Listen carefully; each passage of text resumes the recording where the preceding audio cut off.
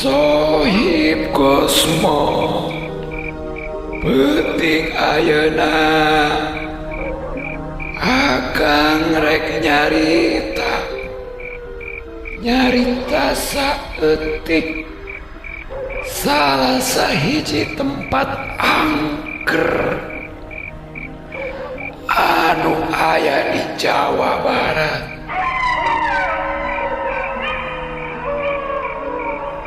Nu ayana di daerah Karawang.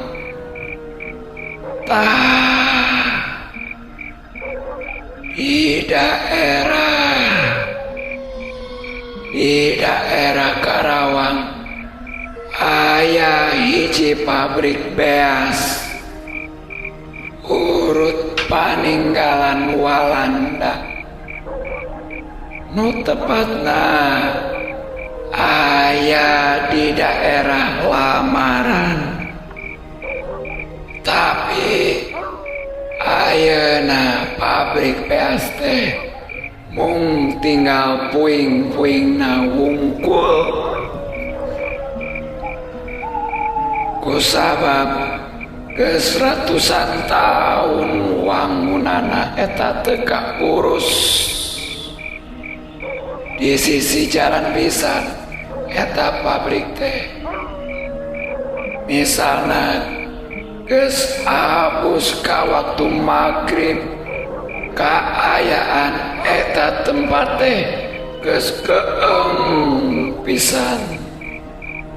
Tong bora magrib siang-siang ge geus karasa eta hawa anu teu ngeunaheun. Aya hiji babaturan agang nu pernah ulin ka eta tempat. Maksudna mah rek ngabuktikeun aya naon di jero eta pabrik.